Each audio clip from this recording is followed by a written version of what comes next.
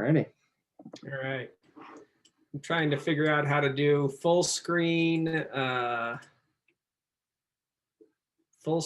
presentation mode and share my screen. And that is today's challenge. It's not going to let me do that. So don't look at the sidebar. Let me do it one more time. Sorry, guys. We don't see my work backdrop. And then maybe I can do this. Did that work? We in it? Yep, looks good. Full screen, great. So you guys know why we're here. We're going to talk about trout spey fishing, and then Kai requested we talk a little bit about Umpqua feather merchants.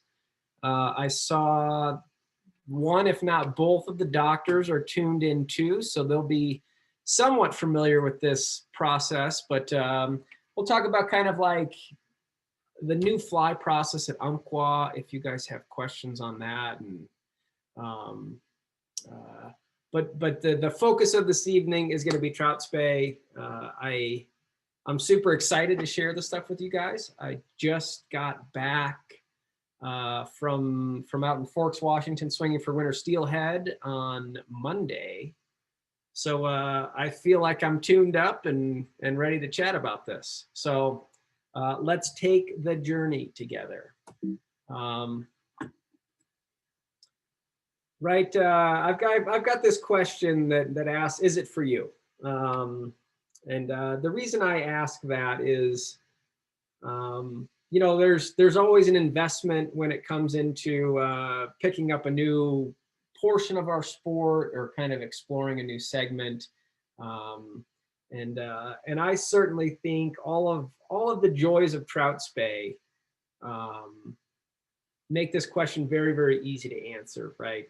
You know, there's a lot of reasons. I think this is going to be kind of the second coming of soft tackles in a lot of ways.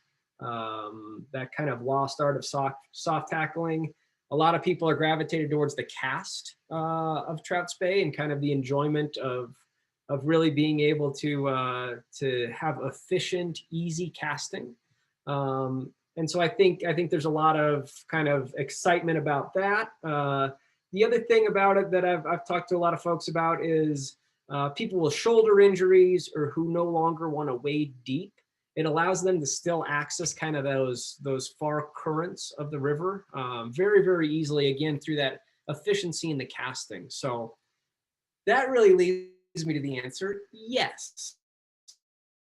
And I say yes because the way I have really approached trout spey, especially in Colorado here, is that it is part of an overall approach to the river, right? So in this photograph here, I've got a 5-weight that's probably rigged up with a dry fly or a dry dropper.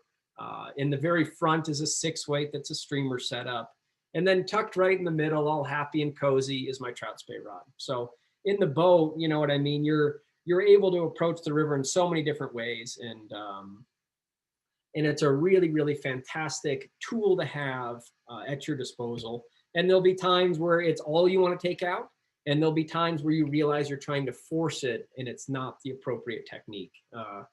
I was fishing trout spey on the Colorado, and the fish were rising like crazy just downstream of me. And I'm swinging through soft tackles, streamers, and changing up. And I couldn't get any of these rising fish to eat. And I thought, how inappropriate that I'm fishing a downstream presentation at rising fish without a dry fly on. So I look at it here in this state as it's part of the arsenal I like to take out on the water. And it's an awesome approach to how we fish. Before I go any further, I do want to note here, if anyone, there's a chat, if anyone has any questions, like for folks that have ever spent any time with me, I can go for a while and just ramble on. I'm fairly content with that, but I like to have conversations versus me just chatting away. So if you have questions at any point, either hit it in the chat box, unmute yourself, and I will answer those questions directly, or make sure you remember your question and we can jump into it at the end of the presentation. So my arrival in Trout Spey, I thought I'd just give you a little bit on my background. This is in Italy at the World Fly Fishing Championships 3 years ago now. I have a very competitive angling background. While not being a competitive person necessarily, I really like the focus the competition provides and the amount of feedback you learn about fish behavior. If you're going to go out and your goal is to catch as many as you can in a short section of river, you quickly realize that there is not a magic bullet solution to fish. They're very individual. Just like people, if how many times you guys ever gone and you've been at your in-laws or your parents and you say, or a group of friends even, and you say, well, what do you guys want for dinner? And everyone looks around like, wow, we should do some Italian. Like, I don't feel like that. Well, how about some Chinese food? I don't feel like it. Fish are the same way. There's no one approach that's going to get all of the fish.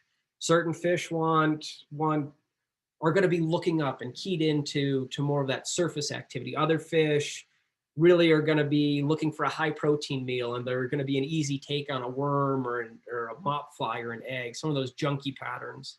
Other fish are going to be focused in on small portions of it.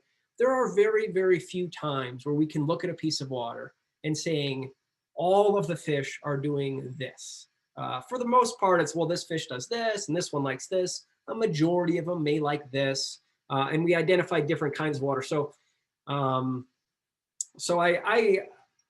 was my time here in Colorado on my first go.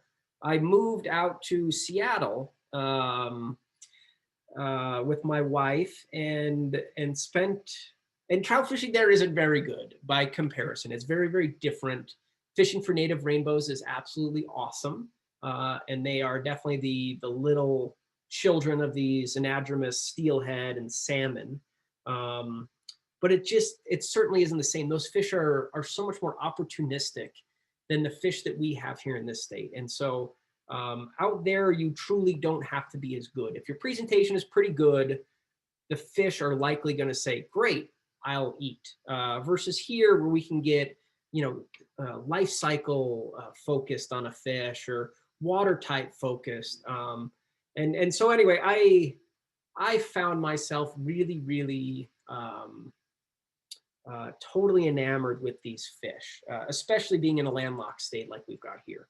And so the other thing that Seattle offered was a very, very fresh history into the two-handed game. So two-handed rods and tackle, as we know it today, really was like modernized in the late 80s to early 90s. So a lot of these people that were the folks out there that were like really pushing the envelope of what can be done and questioning what kind of gear they approach the river with, you could literally run into on the river or pick up the phone and talk to, which is, I found to be very, very special. So it was a very recent history. And then there's a very, very old history all behind that. And so I kind of like geeked out on this. And it was literally the exact opposite experience from the competition world, right? So I could bring that kind of competition mindset where I really wanted to pattern these individual fish and individual runs, but really it's all about moments. It's less about catching as many fish as you can, and that defines like, in competition, it literally defines like success or not success. This was all about like, it was an amazing day, man. I saw like 3 eagles go by today, and there was a little otter dipping on the other side of the river, and it literally was the yin to my yang in the competition world. And I found myself, and I still do, deeply enjoying both. And so this is where, that mental shift that I made out in Seattle, I again, from that approach, that yes slide that we looked at, it's a part of what I want to have my experience be out on the water. Sure, I want to be able to get some on dry flies or fish a dry dropper and catch a couple trout, because it's always fun to do, bend the rod a little bit and make some casts that produce some fish. But on the other side of it, I really want to like slow down my day, right? And so this style that holding a two-handed rod as you wade into the river, it's a different style and it's a completely different approach to water and your day as an angler, right? It is less about catching as many fish as you can. Sometimes just getting a grab is literally enough. There are times where you're enjoying the clouds going by, and the bird song and the trees, and the sound of an old clicker reel gets pulled and it kind of snaps you back into reality, and truly that could be enough, right? And then other times that reel starts buzzing and you get a fish pulling back on it, and it's super, super fun. So it's got this beautiful style to it. I think it's very evocative of like the anti side of the competition world. And I don't know many of you folks in the chapter, and I imagine when I went through some of the Arrival, the Team USA stuff, there was maybe some eye rolling. And so for me, like this style and this approach is as important as anything else in there. So this is the Sole Duck River. This isn't Trout Spey, but what the angler's doing here, we're going to touch on later. And I thought I'd just mention it here. This is what's going to be an aerialized cast. So lifting the line off the water to have a touch and go presentation. I would regard this as one of the highest forms of this style of angling. Spey fishing came from the River Spey out across the pond, as did many of the fly designs from the early Atlantic salmon fishing. And so we've really adopted that here in our neck of the woods, and really kind of made it our own, just like Western indicator nymphing, right? They don't do that in Europe, which I find to be interesting. So I'm going to run through the gear for a second. I'm going to stop my share and you guys can look at me, and I'm going to show what I've got. So, right, like the first thing we're going to talk about, you got a two-handed rod. So you got a foregrip here and you got a rear grip. And it's really not much different than someone's time flies. That's awesome. Oh, it's Noah. I see. Hi, Garrison and Corinne. But it's really no different. You've got leverage is what this does. And this is your efficiency piece. And so you've got a rear grip here. And that pulling down towards you, that fulcrum you get right here, is what provides all the power and the efficiency in these rods. So I am going to talk about how to do this with your single hander. And then you're going to have a fly reel, right? And I prefer not to go crazy with the backing. I like a light reel because you're going to hold this out all day, so you don't want to burn your shoulder up too much if you don't have to. But what they've done is this is all in pieces now. So you've got a running line, which is normally integrated into your fly line. In your single-handed world, they have a flat running line section, and then there's whatever kind of front taper off the front of that, right? So you can have a shooting head taper, you can have more of a double, not really a double taper, but like a presentation taper. That now is in the form of a separate head, right? And so this separate head literally will loop on. The fly line brands have made it a little bit foolproof. They always put the end that goes back onto the running line as a colored section. So you don't put these on backwards because that makes them cast very, very awkwardly. And then you're going to attach, and depending on what kind you're going to do, either just straight tip it, right? Or you're going to attach a leader, right? And so it's a little bit deconstructed. The gear I really like, I like stuff that makes some noise. I think that's more exciting than quiet reels. Yeah. And then, so I carry, and then there are tips. And then I usually have like a little like kit wallet here. In my kit wallet, I keep some weight. So most of the flies that I fish are all unweighted. So if I want to slip a weight onto the front, I like to keep some extra hooks with me, right? So if I'm in the rocks a lot, I'm fishing too heavy accidentally, and I'm dulling points versus getting out the hook sharpener. If it's beyond, I can replace my hooks. Yeah, so I have a variety of different kinds of different weights here with me, and then I bring, this is a lot of flies, but I usually bring just a couple flies with me. I like to keep things very simple. I really like to just have what I know I'm going to be fishing for that piece of water. I'll go back into the share here now. And so that's just a basic rundown of the gear. Now, if you wanted to do this on a single-handed rod, that's absolutely doable. You lose a little bit of the efficiency. So if you guys have ever watched anyone like play lacrosse, right? The lacrosse players are going to take, they're going to take their bottom hand, right? And they're going to pull down, right? And that's what, because these rods are all pretty long. They're going to be 11 feet to 14 feet in length, right? So if you were to try to sit here and single hand cast these, you're going to find them to be uncomfortable, cumbersome, and not all that enjoyable to cast. So that bottom hand is what creates that efficiency, and it's a pull down towards you. And it really, really loads the rod effectively. The single-handed rod, you can do exactly the same thing. And you get a short, compact head, because the longer your head, the longer your rod should be to be able to elevate a lot of that line off the water. So a short, compact head, a little bit shorter tip, and you'll find that's all very, very manageable as well. You want to see the flies? I'll get to it. So I'm going to go back into it here. So that's a little bit about the gear. Again, you can adapt this all to a single-handed rod.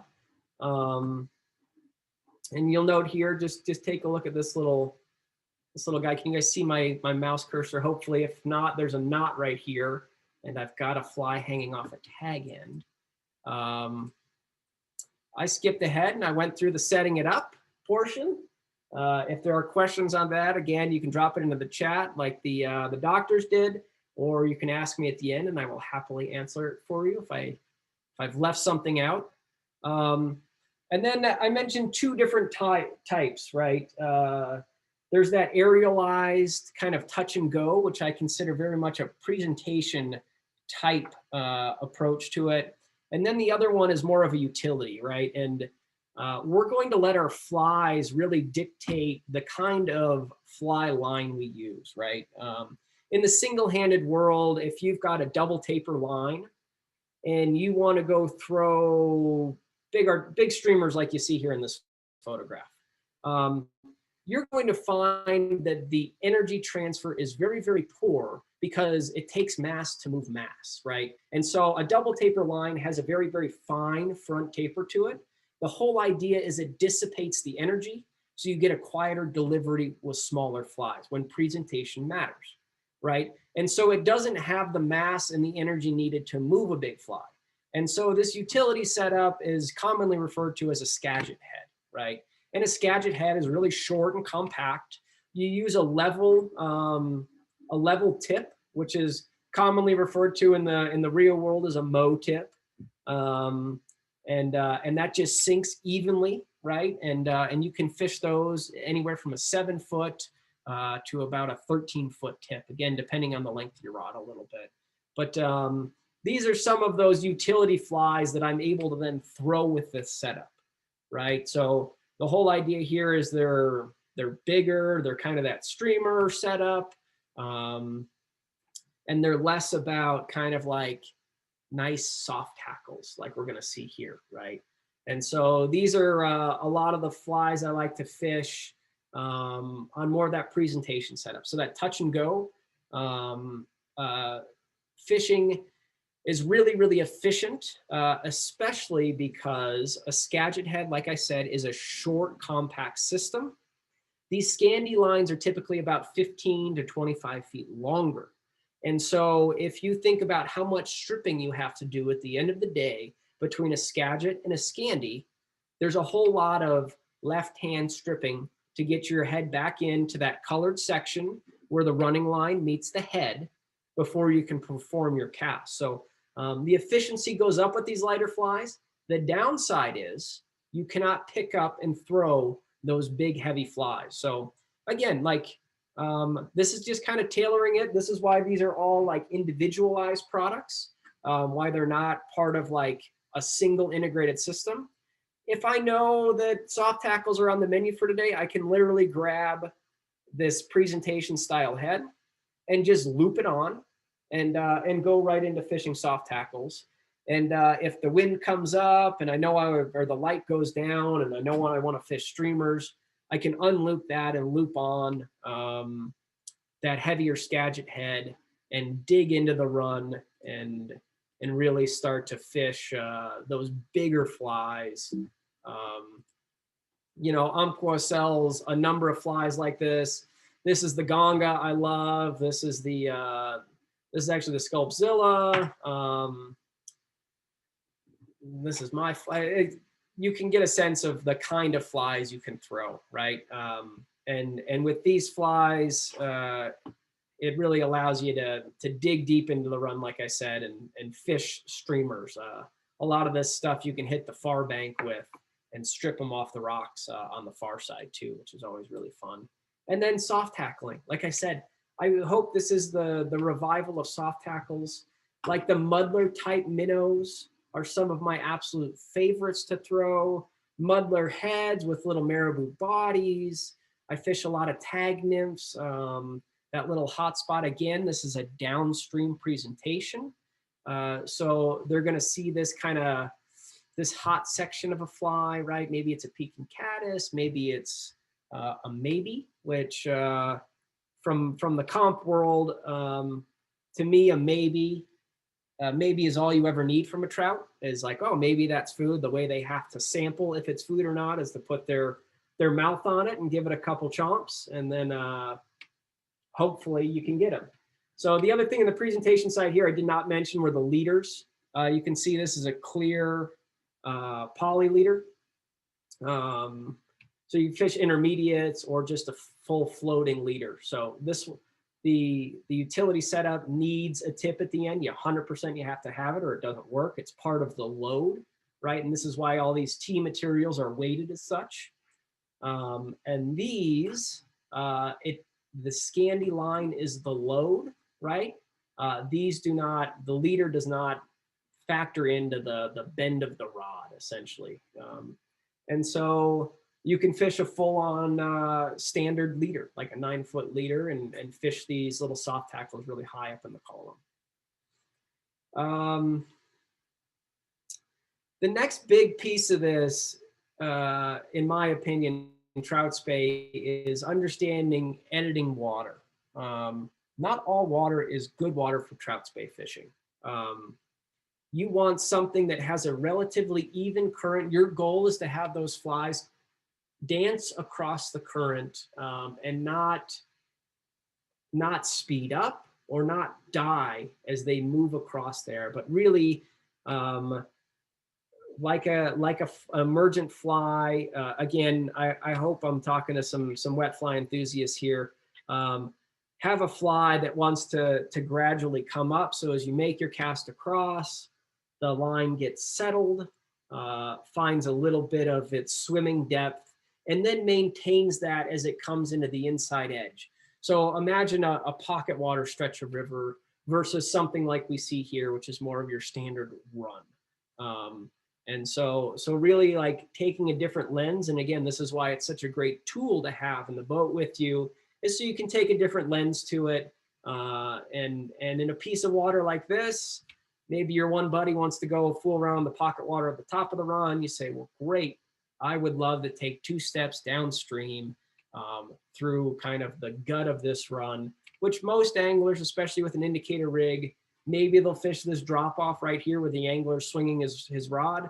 But I'm fairly certain no one's going to have the patience to comb through the remainder of a run like that.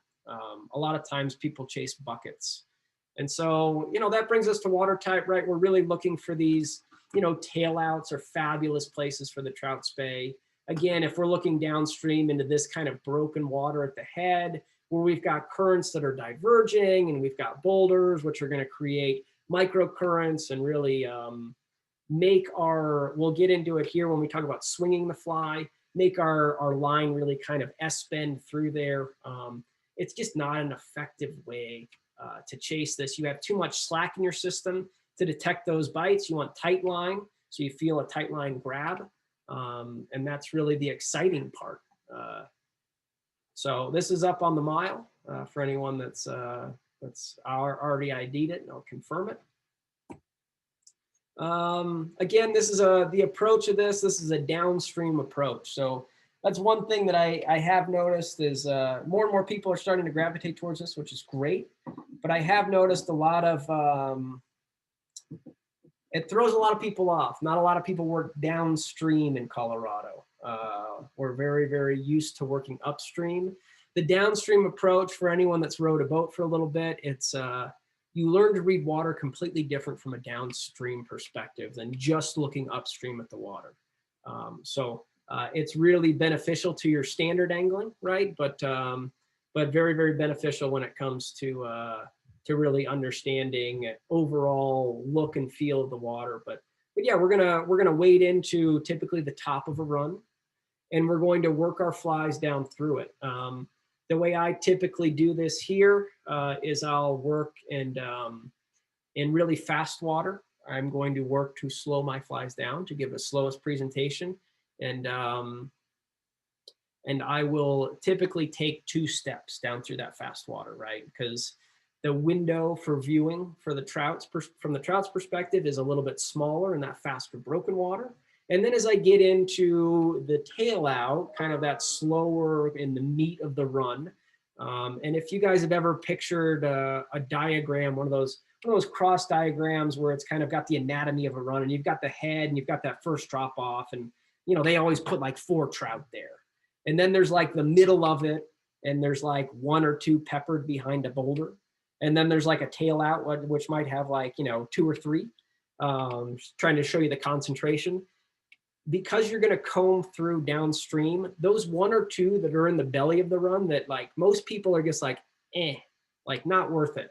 Those are the ones you're really searching for. And there's more of them in there than 1 or 2 typically. So it's a 2-step down. I speed up my steps. I lengthen them out to like 3 or 4 when it does get slower and they've got more time to see the fly and react to it. I don't want to continue to pepper them with a fly and push them out of their holding water, right? So I lengthen out my steps as I get into the slower water, and I keep them nice and condensed as I'm in the broken water at the top. Flies, we touched on that. Here's a swung up fish on a Charlie Craven pattern, articulated one. They're super fun. To me, if you don't remember anything else from this, that's fine. This to me is going to be where the crux of the presentation is, in my opinion. Swinging the fly probably has a lot of different definitions to a lot of different folks. And I'll tell you, it has a lot of definitions to me personally. It is not a bland one swing fits them all. While I talk about looking around and really enjoying my scenery, for the most part, I'm very focused on this. And again, I'm really hoping you guys can see my mouse. This curvature here, right? A lot of the flies that I designed specifically for this have some kind of silhouette to them, right? And it's not necessarily a silhouette from the underside. It's a silhouette from a side profile. Something that's gonna carry a little bit of a bump to it as it comes through the water. Maybe it pushes some water. So I want to make sure as I'm setting up my swing that I'm showing them very broadside to the fish, or perpendicular to where I'm expecting the fish to be holding. And the big and here is, and do that as slow as possible, right? I'm typically not trying to race flies in front of fish and get a reaction out of them. I'm trying to swim this into them as an unsuspecting bug or bait fish, like, oh, I didn't know you were behind that rock. And they come out and ambush it. And next thing I know, I've got to grab. I don't see a lot of little things chasing big things and the little things winning. If the little thing chases the big thing usually leaves. And so this is where that crux of like the broadside presentation meets the slow approach to the swing. And so that's really done here by setting this angle, right? And so a standard run is typically constructed where you're going to have your heavier current in the center, and then as the bank gradually shallows, right, the speed of the current decreases, right? So we can set it up so that comes through, and by using our rod tip and the length of these two-handed rods, we can really control this kind of like, I always like to think of it as a little like, you know, little J shape or little L shape here as it comes to the river. I like, if this thing's like full on like a C, that means my flies are probably ripping. If it's a little J like this is almost my little throttle here. If I wanted to speed this fly up, I would take, if I'm this angler here, and this is my buddy Chris, if I want to speed my drift up, if I know that it's going to die on the inside and I want to keep my fly swinging, I'm going to bring my rod tip down here over to the left-hand side, right? If I want to slow down my drift, it's not a push back to the right. It's a lift to pull more of this fly line out of the current, right? And so it's little subtleties within your drift that give you a real element of control to how you swing the fly. To me, again, this is one of the most critical things, is like, there are runs where you could cast it, set it, and then literally like daydream. And I love those pieces of water. But a lot of pieces of water to find success are meaning you're going to do a little lift to slow things down. And now, oh, it's dying a little bit too much for me. And that means my flies are diving. I don't necessarily want them to dive, or maybe I do. I'm going to speed it up, and I'm going to bring my rod a little bit closer to the inside and bring them up, and just try to keep that moving very, very evenly through the run, or fishing around different structure points that you're going to find throughout a run. And those structure points are easily identified by the current that's created down below them, right? Hopefully there's questions on that. We can answer them later. That's a big fun topic, and something that's kind of like much like this portion is learned through practice. I like to tell people the cast. I was working with a new caster over the weekend. I met up with a friend and we fished a couple runs together. And he was really struggling with it. There's two hands, it's cumbersome. You've got this long rod.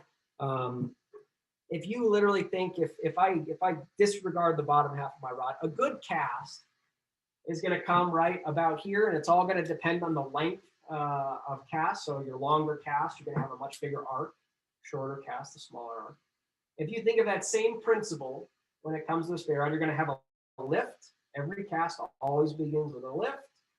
And you're going to have a stop point, right? This is what defines it.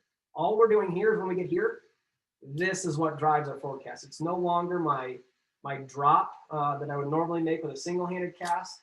It is a pull down. And what that does is it forces the rod to bend right down in here, which is where all your power is. So it's getting the fly line to here, and it creates a D loop just like a roll cast. But unlike a roll cast where we can hold it and kind of like enjoy thinking about our forward cast, if that D loop loses energy, that fly line begins to stick to the water, and then you've got to go twice as hard here. And typically that means the angle of your cast is a climbing angle versus straight out. So you lose a lot of energy this way instead of driving across. So if you come here, bring the energy, D loop. I always do a visual check. I would always encourage everyone to, and then bring that hand down. It is the exact same cast, right? So it's single-handed cast, two-handed cast, right? And then you got to learn it over both shoulders, right? So like putting your anchor here, if you want to make a cast over your right-hand shoulder, putting your anchor here, if you want to make a cast over your left-hand shoulder, bringing your anchor over on that side. If you can cast off of both shoulders, there's never a wind or a piece of water you can't cast and fish effectively. So that's just a little quickie on the cast. It is one of my favorite parts. You can see here in this photograph, This is what creates the D-loop. I pulled my line off of the water. I pulled it from right to left here, created a D-loop back behind me, and now I'm in my forward cast. You can see this is about the angle I'd have if I were to end my forward cast with a single hander, right? So we'll talk about some places. This is the Teton River. That's an awesome place to trout spey. Some of my favorite places, there's no secret, the Colorado is an excellent place. Some of the lower Colorado stuff is fabulous. Between Pump House and Little Door Canyon might be some of the best trout spey water we've got locally. If you were to ever get in a boat and float around the Dotsero area, you would find that you have ample water that has little angler traffic on it. I mentioned the North Platte River and both the Alcova section and the Mile are fabulous places for this. But like this is a 2-weight on Boulder Creek, and this was skittering a single caddis along this slick. I was interrupted by a couple deer crossing the tail out, which was pretty special. If I was casting upstream, I may have missed those quiet guys stalking. This is, you guys are in Boulder, you should know where this is. This used to be one of my favorite little runs. I used to live right over here, just east of campus. So this Boulder Creek, I trout spey Clear Creek. There's some cool little spots around Tunnel 1.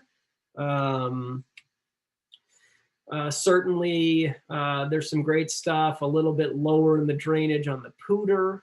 But this doesn't necessarily have to be the biggest, broadest rivers you can imagine. Sometimes watching a little 8-incher come up and try to eat your dry fly 6 or 7 times as it comes across the tail out of the pool can be just as exciting as the reel spinning from some of the bigger fish. This is trout spey on the South Platte in Denver. They actually have some, I'm sure you guys have been there and seen them, some of those big plump rainbows that'll eat a swung fly really nice. And it's a great place when the flows are up a little bit to send some line and practice for far off destinations, which is some of the beyond water here. This is the Colorado as well. You can tell by the train tracks and the scenery. But they're literally, again, if you've got it with you, you're going to find a ton of places. I think some of my favorite places I've trout speyed the Missouri River up in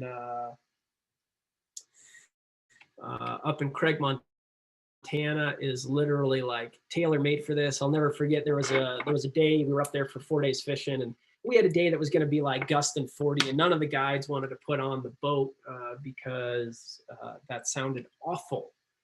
So I went and waded up what would be the upper drift there below the dam, and I put my back to the wind, and I did casts off my left-hand shoulder all day long, and I caught tons of fish and had an awesome day. Well, most all the other boats and anglers didn't go out.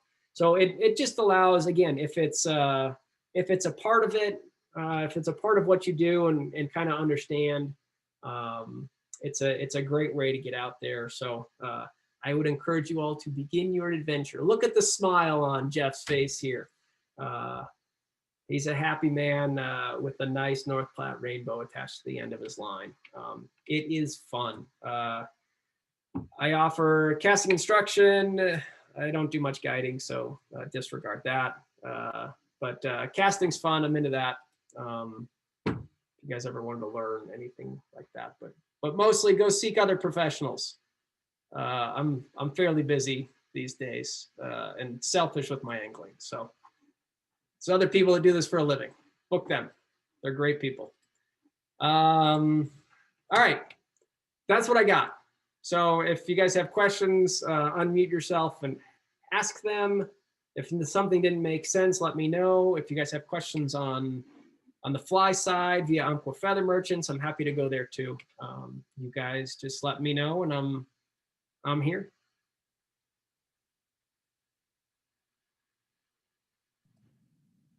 This is every Zoom meeting I've ever done. Full steelhead fly box. Well, do you want to see the ones that didn't catch fish, or do you want to see the ones that did catch fish? The ones that didn't catch fish are really pretty. So I tie these. Let's see. Here's one I really like. Let's see if the camera will grab it here.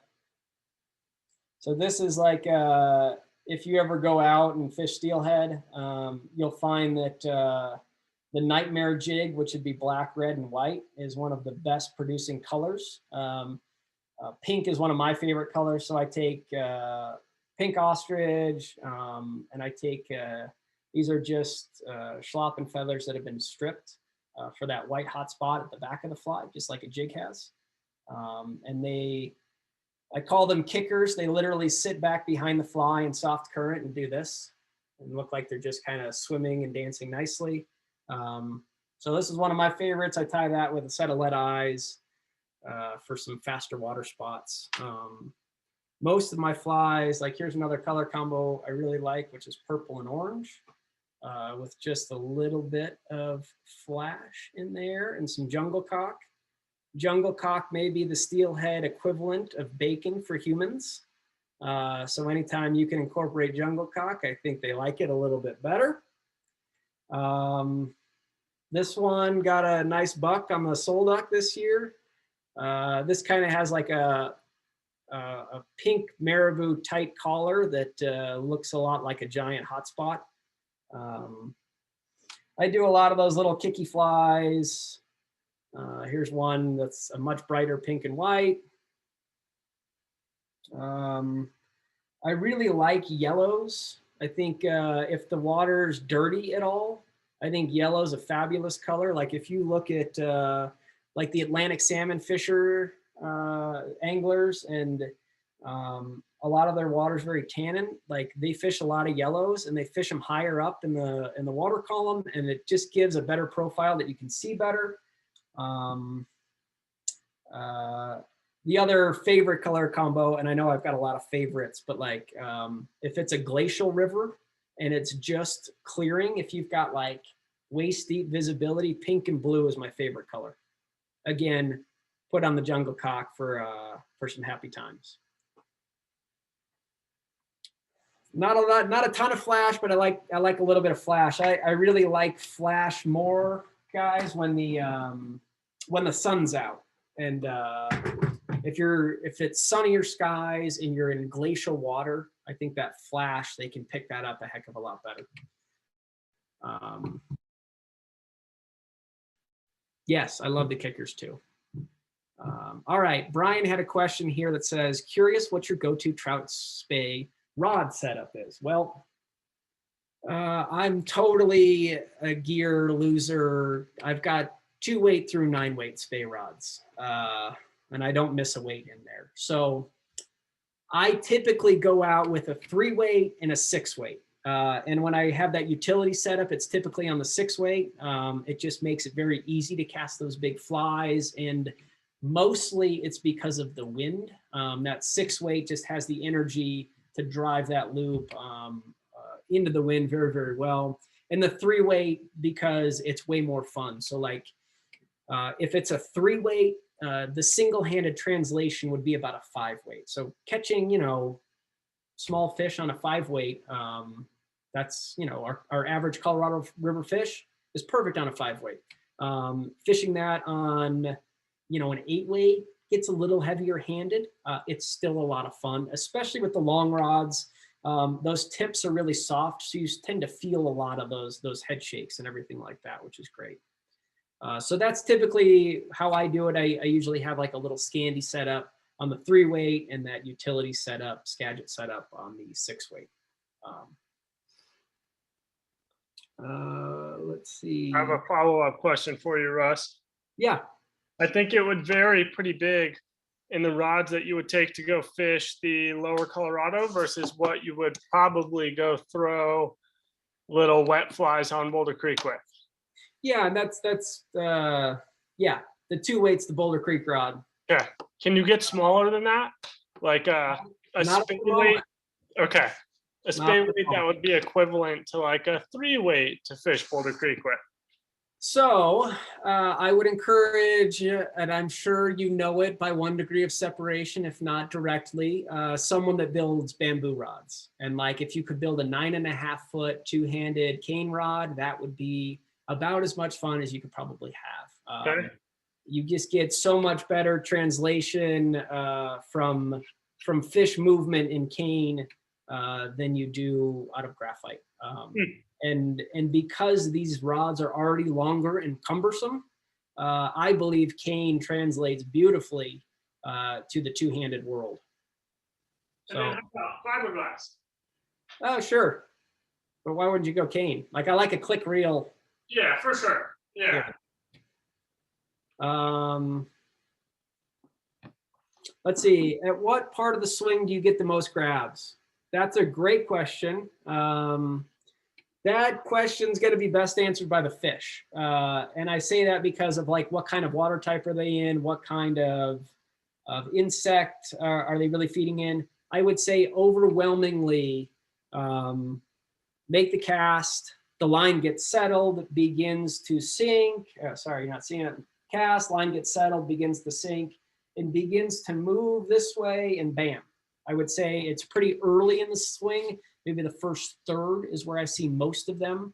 The other area you get far too many grabs on the trout spey is the hang down directly downstream of you. And those are really difficult to convert. You get a lot of bites. In fishing predominantly brown trout rivers like the Colorado, you can get a lot of fish stripping up through that inside edge, which is really, really awesome. So I always consider the strip to be part of my presentation. And like, I didn't mention this in the presentation and I should have, like, you make your cast out, when steelhead fishing, your goal literally is to not affect the fly. Once the fly is set in its swing, your goal is to just move it as gently and evenly as possible. With the trout, right? Like, again, like the competitive side of me wants to find patterns as often as possible. And so sometimes I'm really finding when I'm starting out, I'm going to be messing with my stuff a lot. So like I'll let it swing all the way across. Like, all right, maybe they don't want to swing. I will cast it out and then I'll take and like bump the line. So like give it a strip and then return it, give it a strip and return it. And then I will take it out and I will strip it across the run. So trying to find what kind of reaction they get. And you can strip soft tackles just as easily as you can strip streamers. You know, a hand twist in there too with the soft tackles, especially in some of that slower water. But like, what part of the swing you get the most grabs? I think that's a very difficult question for me to answer.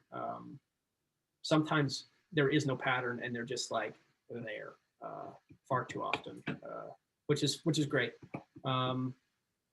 The other thing I should mention is the whole point of swinging flies is to let them eat the fly.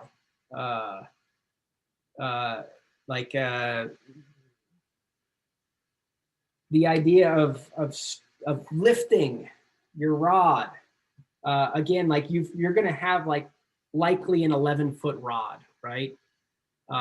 You move that tip, you literally pulled that fly out of any kind of sphere of understanding of where that thing went. So like your goal is if it's eating and it's like beep, beep, beep, beep, beep. And this is where I like the loud reel because you can audibly hear when they're eating it. Beep, beep, beep, beep, beep, beep. Your goal is to watch them turn around downstream and begin going the other way before you react to anything. So like let them eat the fly. Let them like make the noise and like go downstream with your fly in their mouth. At that point, you can lift the rod. And typically it's a sweep towards the near bank. And that's your hook set. It's not like a dry fly eat, right? And it's like, it's not a trout set, but it's not a strip set. It's a little mix of the two. It's eating on the swing, man. Yeah. Let them eat it. You're again, like if you're visualizing this stuff, like I'm a visual person, like they're eating it, they're pulling it. I want them to literally 180 and go downriver. And at which point the reel will be humming and you will feel the physical weight of the fish and the current in your hand. Now I'll set the hook. Huh. And it's like a sweep this way again, like anytime you set the hook, you're trying to return opposite direction, right? So like a dry fly eater, they eat, right? And they come back down. And that's why the lift straight up makes the most sense, right? Because you're returning, you're driving the hook in the opposite direction of the fish's movement. This would be they're turned downstream, like, you know, they're not going to run in towards the bank. They're going to run out back into the current. So that sweep towards the bank at a low angle. Easy. What else you guys got? I have another possibly challenging question. Spey flies in general, two-handed flies have changed a lot from back in the day with all the fancy feathers and the really cool hooks. Who's taking the charge on modernizing Spey flies? People like you? Maybe. Somewhat. Look, you're always going to fish. Again, if you're new to this, the translation for me is fish what you're already confident. You've probably aren't coming into fly fishing and being like, wow, trout spey fishing. That's for me. You're probably wanting to add this into your vocabulary as an angler and have it be a part of your day. You probably already like some streamers, I would imagine. Like you've got confidence colors, you've got confidence styles of streamers. Maybe you really like a deer head streamer with a big marabou body, or maybe it's a craft for head and a little bit slimmer profile, or bugger style, right? Like you're already going to have flies. Those will translate directly into this. I'd say that's your jumping off point. And then as far as modernizing it goes, like I like catching stuff on my own. I got this fly in front of me. This is like a transition point too. I got this fly right here. If you guys can see this, let's see if I can get the camera to focus on me here. Look at this thing. This is a sculpin on a jig hook specifically made for trout spey. This is a Brian Silvey submission to Umpqua. He sent this for me to test. I would say if you first glance at the fly, you're like, sure, I've seen sculpin like that before. What's unique about this is it's a balanced fly. So like you guys have all seen those balance leeches and stuff like that. This is now a balanced sculpin. And so the whole idea here is with the weight in the front of the fly, you're not getting a tipping presentation like this.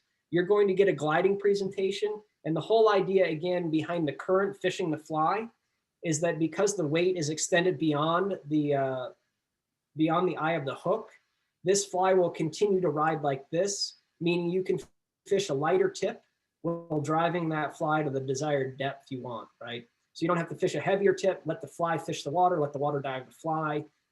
So like the design of the fly, right? Like I think we've all probably seen some hen on the side, a little bit of rabbit, right? Like nothing crazy, but the way it's engineered, I would say is a big departure from a standard spey fly, right?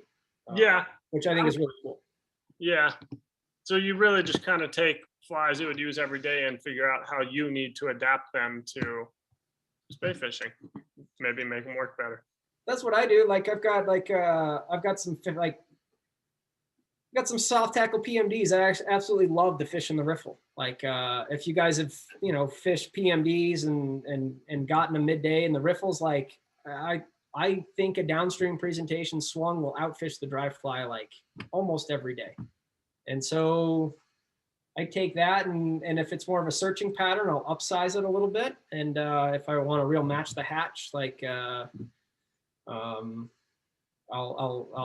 have it in the appropriate sizes. The other thing, like I saw that I totally nerded out on for a while was Greg Garcia, who's an Umpqua tire and just he's another trout spey nerd. He started tying classic steelhead flies on the 200R, but like in size 18 to 12. And so like here was a size 16 green butt skunk. And I was like, well, that's the coolest thing I've ever seen. I'm making a box of those now. Like, here's a little winter's hope tied on a $200 size 14. Like, it was awesome. So like, you can take the old classics and make them work, right? Like fishing a size 4 winter's hope probably isn't going to be as conducive as like a 16 like we fish here. That winter's hope might be an awesome little PMD fly, or anything like that. Mini Classics epic, right? I thought it was the coolest thing that I've seen in a long time, and I totally knocked it off, and I got to give him credit for it. So I again, I could talk for a long time, but I hope that answers your question.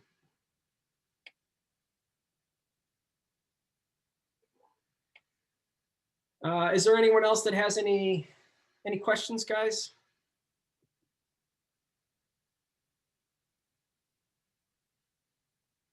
I'll say this. I'm super thankful to the Boulder Flycasters for letting me come on and be a part of this. Back when I lived in Boulder, I was a part of the chapter, and so it's super cool to be able to step back in, and super thankful to Kai to inviting me in and letting me share what I'm really excited to talk about. Yeah, thanks for spending your evening with us. I will stop the recording now, and then we'll get it out to the rest of the chapter for folks who weren't able to join this evening.